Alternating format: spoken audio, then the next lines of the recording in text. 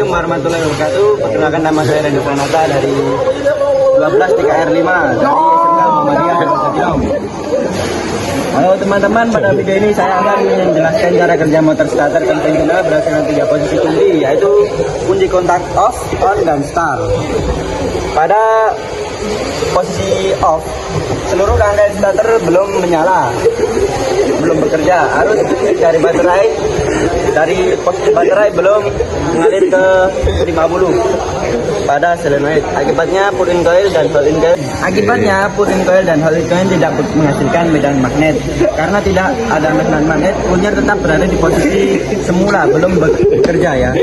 Ini belum bekerja. Plat kontak belum menghubungkan terminal 30 dengan terminal C, sehingga arus besar dari baterai tidak dapat mengalir ke motor starter. Pada kondisi ini, gigi pinion belum berkaitan dengan ring gear, armatur tidak berputar, dan mesin tetap dalam keadaan mati. Selanjutnya pada posisi kontak on. Posisi kunci kontak on. Pada posisi kunci kontak on atau IJ, ketika kunci kontak diputar ke posisi on, sistem kelistrikan kendaraan mulai aktif seperti sistem pengapian dan indikator panel instrumen. Namun motor starter masih belum bekerja karena terminal SC belum dialiri arus listrik. Solenoid juga belum aktif, plunger belum bergerak, dan gigi pinion masih belum berkaitan dengan ring gear karena masih on dan start. Dengan demikian, pada posisi on kendaraan siap untuk dihidupkan, tetapi mesin belum berputar.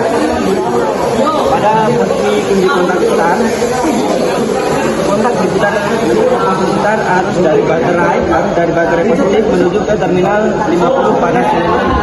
Harus mengalir ke pull-in coil dan hold-in coil secara bersamaan sehingga terbentuk medan magnet. Medan magnet ini menarik plunger. Plunger itu ditarik ke dalam solenoid.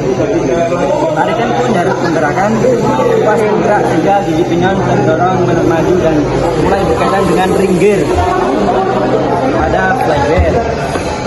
Pada tahap awal ini motor starter hanya berputar perlahan.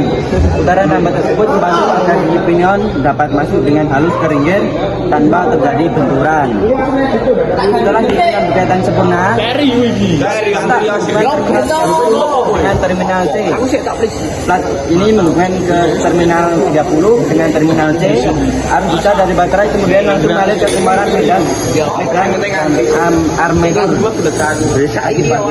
Akibatnya motor starter menghasilkan putaran dan torsi yang besar sehingga mampu memutar flywheel dan poros engkol mesin, dan mesin mulai berputar.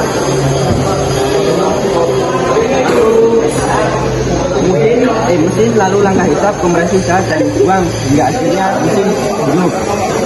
Pada kondisi ini, pull-in coil berhenti bekerja, sedangkan hold-in coil tetap aktif untuk menahan plunger agar plat kontak tetap menempel selama proses starter berlangsung.